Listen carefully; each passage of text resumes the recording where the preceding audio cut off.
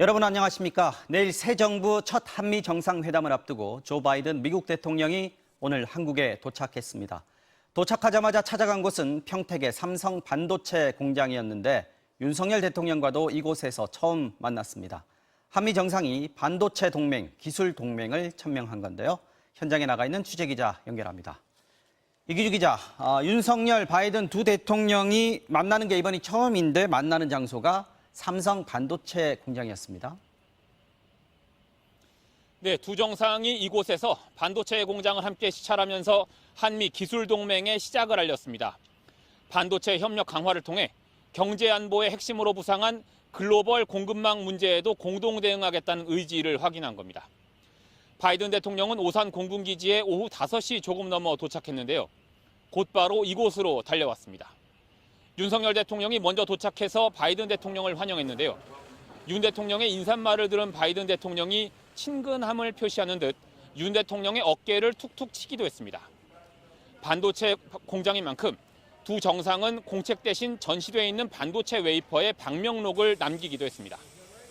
이후 한미 정상은 이재용 삼성전자 부회장의 안내에 따라 메모리 반도체를 생산하는 P1 생산 라인, 그리고 올 하반기에 가동 예정인 P3 생산 라인을 순차적으로 둘러봤습니다. 특히 P3 생산 라인은 삼성전자가 미국 텍사스에 대규모로 건설 중인 것과 같은 형태여서 바이든 대통령이 특히 높은 관심을 보인 것으로 전해졌습니다. 현장을 둘러본 뒤에 각각 소감을 밝히기도 했는데요. 직접 들어보겠습니다. 오늘 바이든 대통령의 평택 캠퍼스 방문은 반도체가 갖는 경제 안보적 의미는 물론 반도체를 통한 한미 글로벌 포괄적 전략 동맹의 의미를 되새길 수 있는 좋은 기회가 될 것입니다. I and my country look forward to a very productive few days together where we can get to know one another better and explore ways to take the alliance between the Republic of Korea and the United States to even greater heights than it already exists. 자, 오늘은 이렇게 상견례를 했고 내일은 본격적인 정상회담 일정이 이어지죠? 그렇습니다. 내일 바이든 대통령은 현충원 참배로 일정을 시작해서요. 이른 오후에 용산 대통령 집무실에 도착합니다.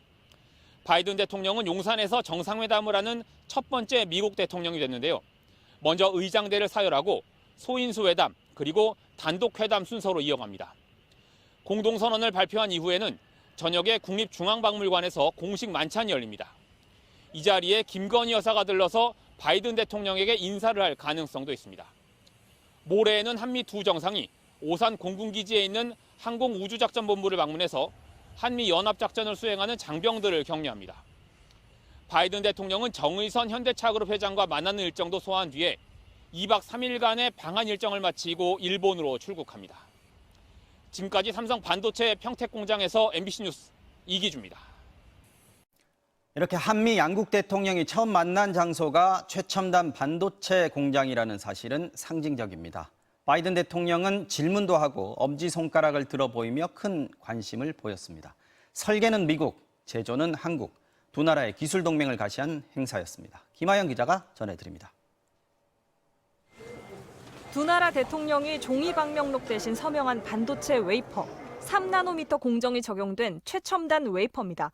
1나노미터는 10억 분의 1미터. 삼성전자가 다음 달부터 이 웨이퍼로 반도체를 생산합니다.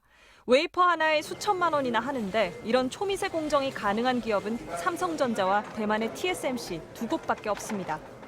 두 정상은 올해 하반기에 가동되는 평택 공장의 세 번째 라인도 함께 찾았습니다. 세계에서 가장 큰 반도체 생산 라인입니다. 두 정상은 반도체 생산 장비들을 함께 둘러보고 설명도 들었습니다. 바이든 미국 대통령은 질문도 했습니다. It'll be like the first facility you showed us when it's complete. Yes, so it'll be as full as that first facility. Gotcha. 이재용 부회장을 향해서는 엄지손가락도 들어 올렸습니다. What is your Thank you. Thank you.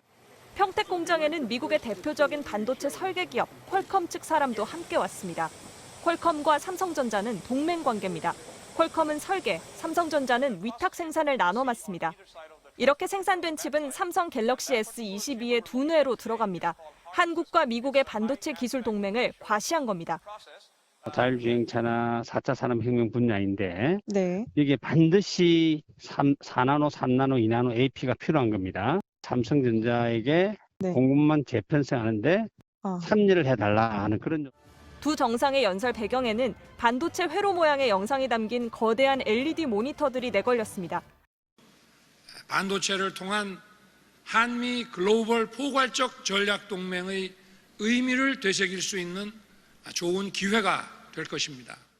내일 정상회담 뒤에 열리는 공식 만찬에 삼성전자, SK, 현대차, LG, 롯데, 한화의 총수도 초청됐습니다.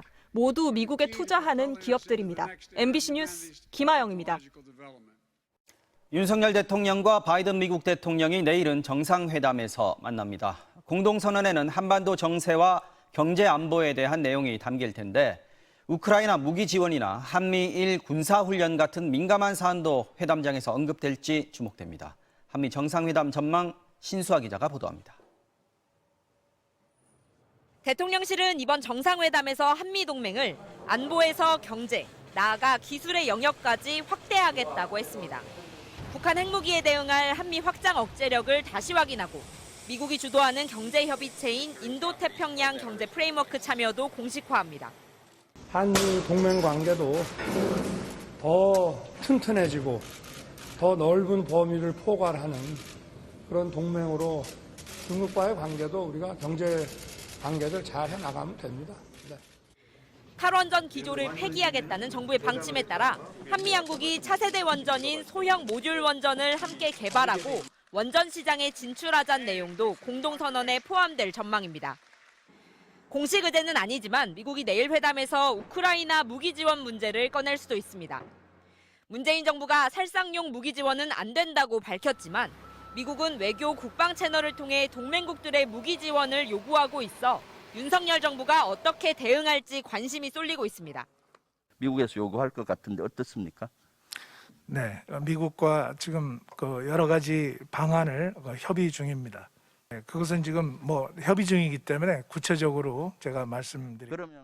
대통령실은 공식 의제가 아니라고 선을 그었지만 미국이 한미일 삼각 안보 협력을 강조해온 만큼 한미일 군사훈련이 거론될 가능성도 있습니다.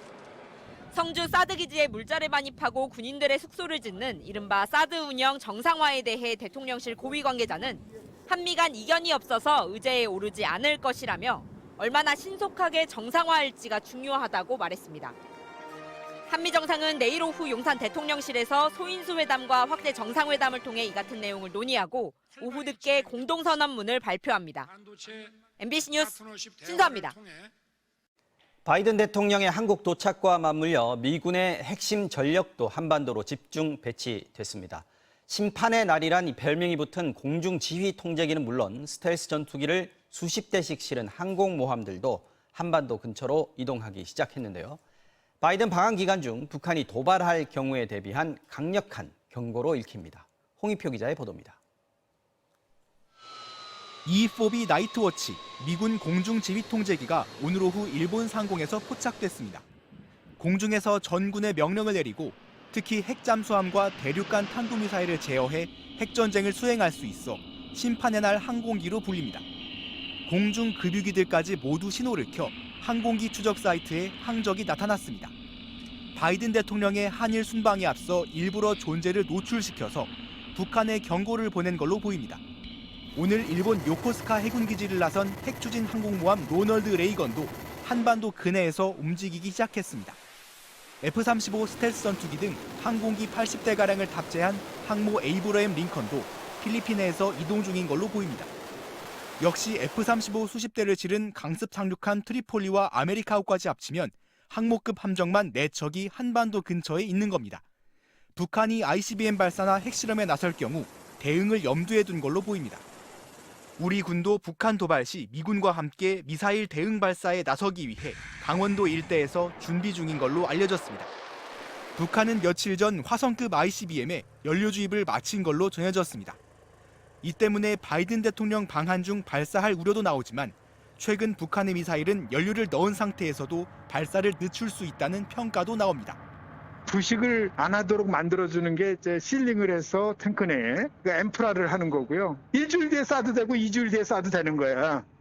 또 미국 대통령 방한 기간 북한이 도발에 나선 전례가 없다는 점도 변수입니다. 한미 두 정상은 방한 일정 마지막 날인 22일엔 한반도 전역의 공중작전을 지휘하는 항공우주작전본부를 찾아 북한에 경고 메시지를 보낼 걸로 보입니다. MBC 뉴스 홍익표입니다.